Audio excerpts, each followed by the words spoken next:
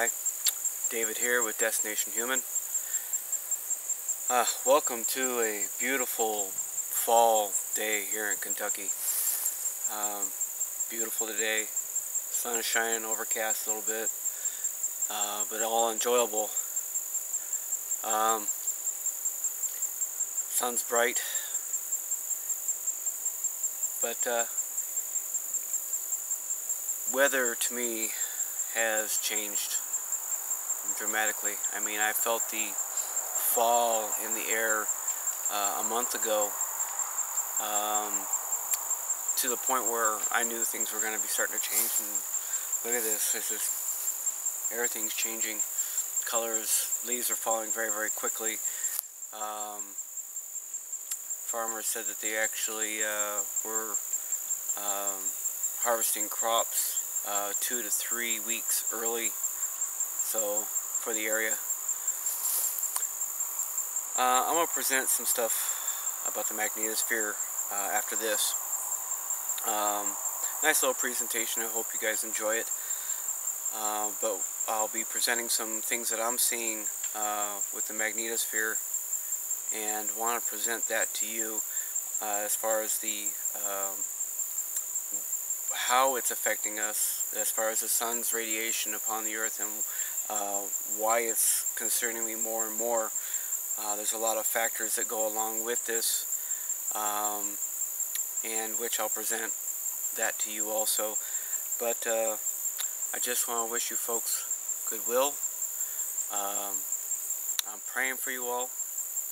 I hope you folks enjoy what you have around you at all times. It's one of the things that you need to do for yourself, for this heart. Keeps you sane here too, of course. But enjoy yourselves. Don't stop what you're doing. Enjoy what you have around you. And hope you enjoy what I've got to present to you, and just take it all in, and just understand what the things that are going to change. Until the next video, love, light, and peace. Y'all be safe.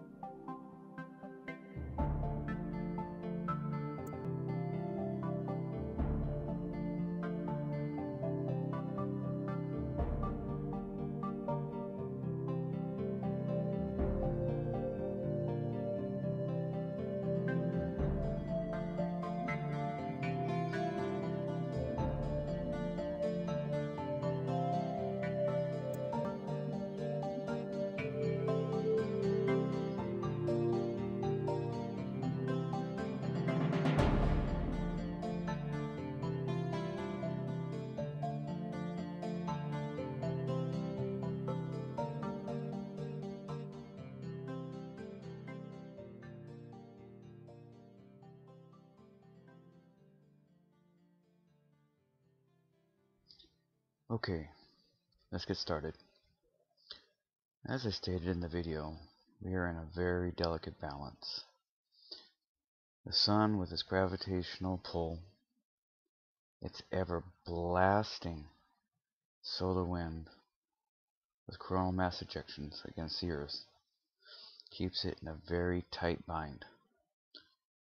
As we're getting blasted and pulled at the same time, our internal magnetosphere is protecting us from all the solar radiation that is coming at us. Over the years, as they started to realize that the breakdown of this sphere was causing dramatic consequences,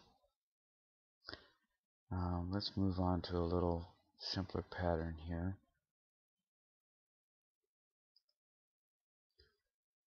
This graph shows, it's a pretty simple one. It shows the magnetic lines of force. This is actually kind of flipped upside down for us because we know that our magnetic north is actually at the top of the Earth and the south, of course, opposite. But the lines show that out of the north travels our magnetic lines and then back into the South Pole, with the rotation going this way. Remember this, they're traveling from the north and they're headed for the South Pole.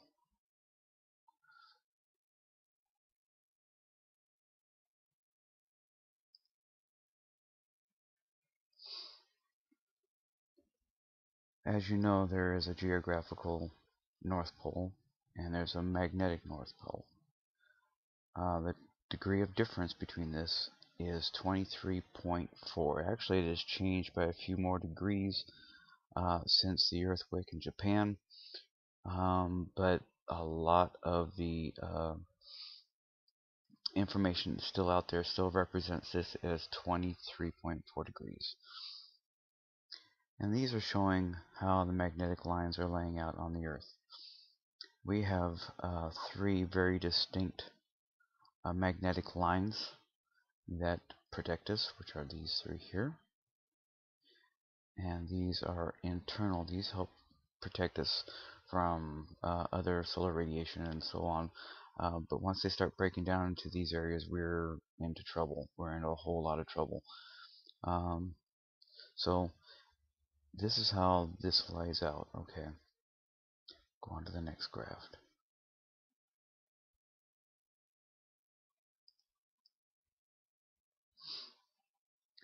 Okay, I'm going to give you a little explanation as far as this is concerned. I think I'll go ahead and tune this to the colorized version. Oh, I like that much better. Okay. Our magnetosphere protects us from our solar wind. So you see this graph as the orange of it blowing around us. We have three lines of magnetism that truly protect us from these solar winds. This is called the cusp. And it's actually where the magnetic lines are coming back into the North Pole. And the ones that are not being used are their open fields, their open magnetic lines. And I want to make sure that you understand that. Once they are blown back by the solar wind, they become broken and open, which allows them to grab a hold of anything else that might be out there, asteroids. Usually when asteroids and other debris go by, they usually don't grab them and pull them in. It's when it gets closer in to our inner area here, I'm sorry, that they become disturbed and can be pulled in by a gravitational pull.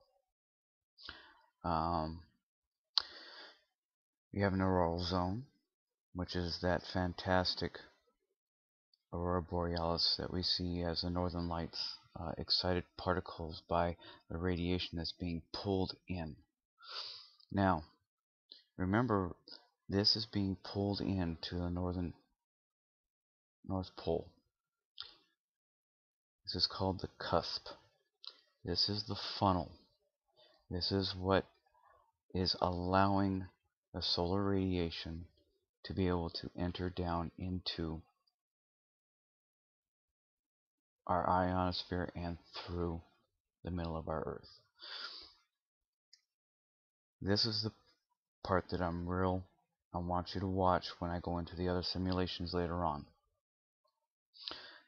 Other parts of this, okay, we have a ring current, and this ring current goes around the Earth in a clockwise fashion. This holds the Van Allen belt.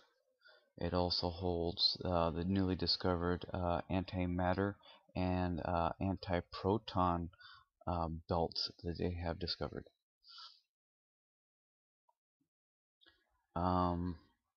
And this current going in a clockwise fashion, Earth is rotating in a counterclockwise fashion, so they work against each other. That's why that belt is there. Okay, we're going to move on.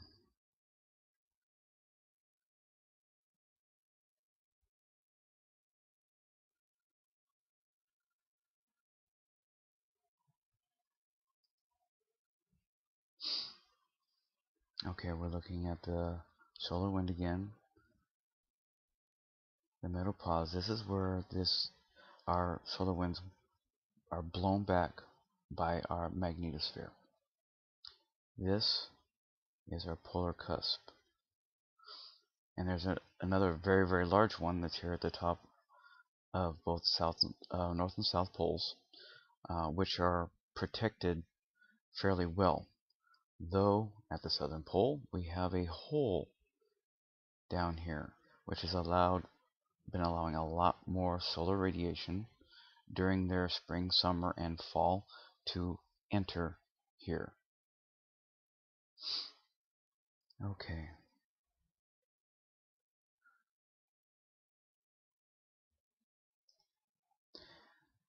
Now this diagram is talking about the greenhouse effect on the atmosphere.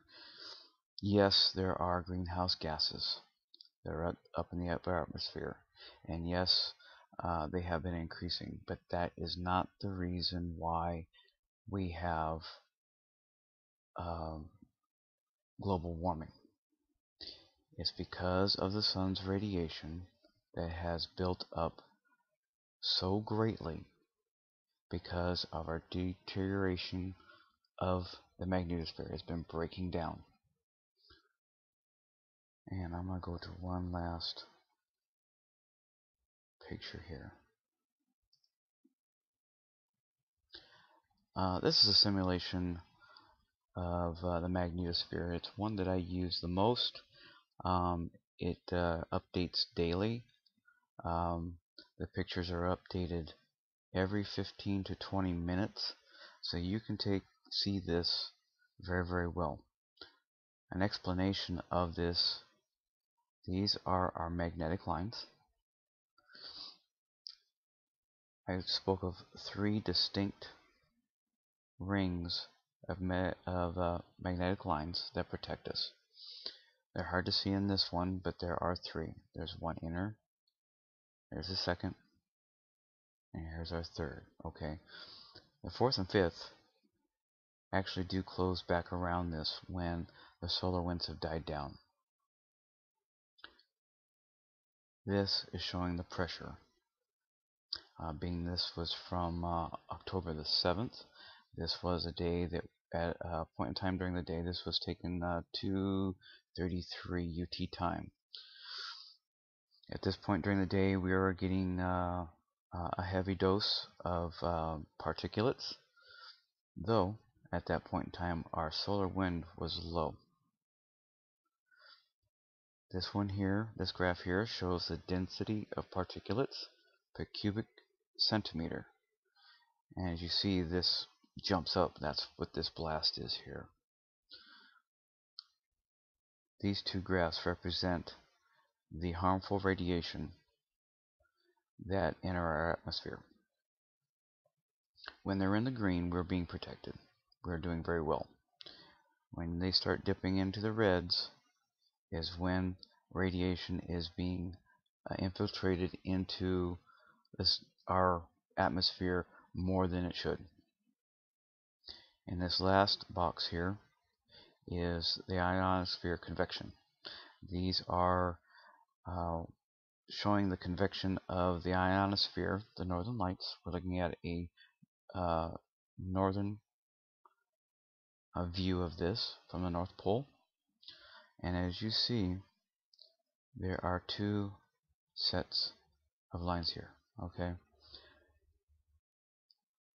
that is because we have two North Poles, and one is moving towards the other. Okay, so the great Aurora Borealis that we see up there is getting more excited because there's actually two poles that the magnetosphere is going to on the very top of our world. And we'll go to our next part of the presentation, which is me showing you what I am seeing in these lines. Okay, we're at this simulation. The simulation comes from NICT, which is a Japanese recording station. The satellite's actually owned by the Japanese. This is from the 8th of this month, and I'm using this just as a baseline so that you folks understand. This is a fairly decent day. I should say this is a decent day. We're looking at our wind. Our wind speed is very low. Our pressure is very, very low. This graph shows it from blue to white. We're getting into the white, so of course we're into danger zones. Convection here, the ionosphere convection, is very low. I'm going to let this run for a second just so you can see the baseline.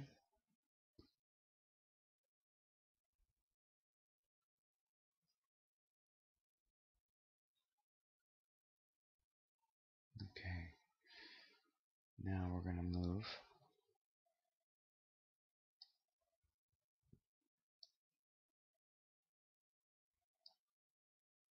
to the 26th.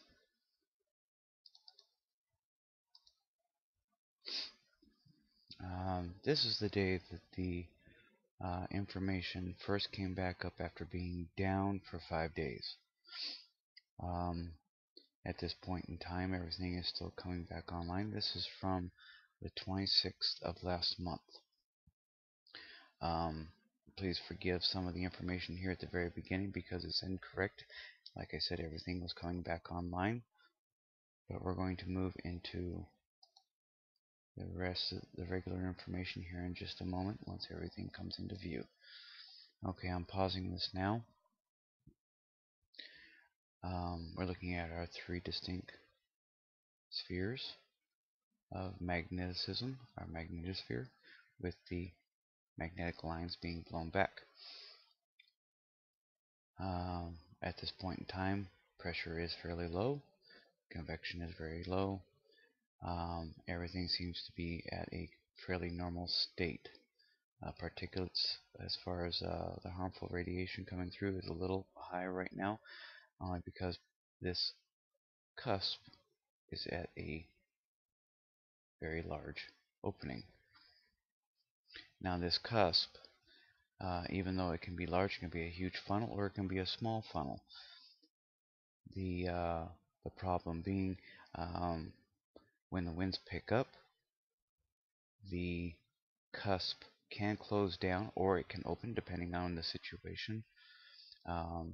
When the cusp closes down, we have a great amount of wind, then it is just jamming that radiation right down into the ionosphere and down right through the center of our Earth. That causes a lot of heating inside the center of the Earth.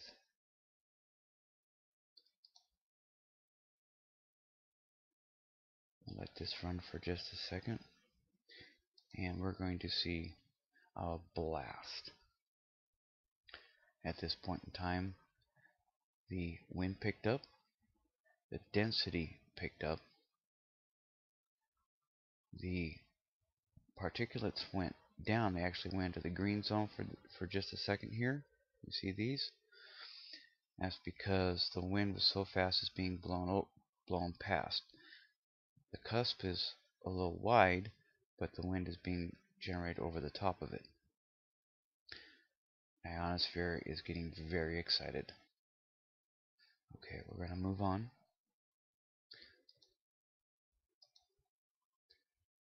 I'm just going to slowly go through this so you can see each one of the different phases of it going through.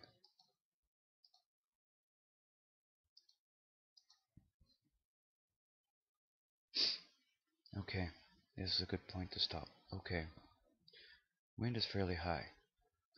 Density is low as far as particulates, but we had a lot come in right at this point in time. This is because the cusp is wider open, the wind has died down, but even though the density wasn't all that much, it let some radiation in. It kept the ionosphere excited. I'll let this roll just for a few more seconds here. Okay. Here's the danger. Winds have picked up.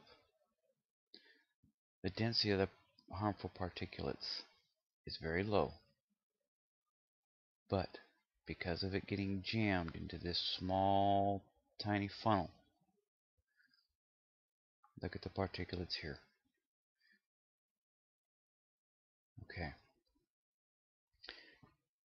We've had one layer stripped away, creating a tighter funnel. Okay, and this has been breaking down constantly. It's getting weaker and weaker and weaker because of the bombardment it's been taking. Now, I've started doing my research on this about a year ago, but this website allows you to go back quite a few years and look over this. Yes, we've been getting hit by a lot of solar activity in the past. It has increased, but over that time, these layers have started breaking down slowly, little by little, and we're getting to a point now where these cusps are opening like this on a constant basis and funneling that radiation and energy directly at us. Now, when we have X flares, think of that radiation being funneled in like that. Think of the plasma being funneled in like that when it comes off the sun. Let this run a little bit more.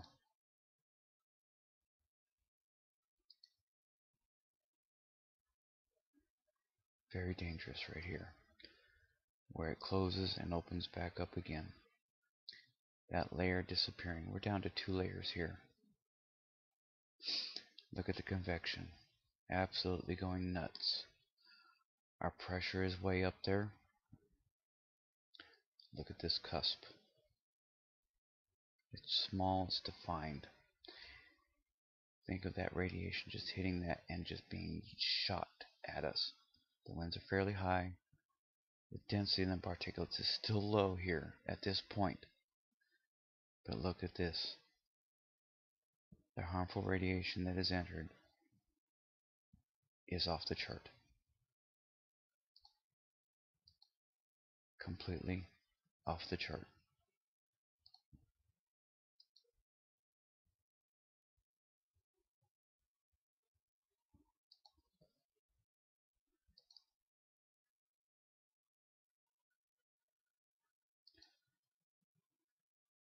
And you can see by some of the, I'll back this up just a little bit more. Stutter stop this in a couple places.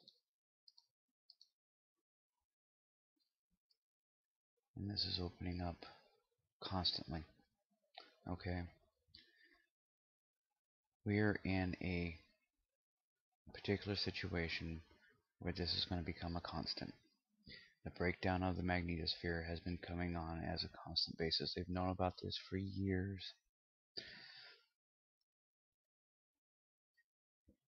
When we had the opening at the southern pole, they said it was because of all the CFCs and aerosols that were being produced into the atmosphere, causing greenhouse gases and changing the upper atmosphere as far as our protection.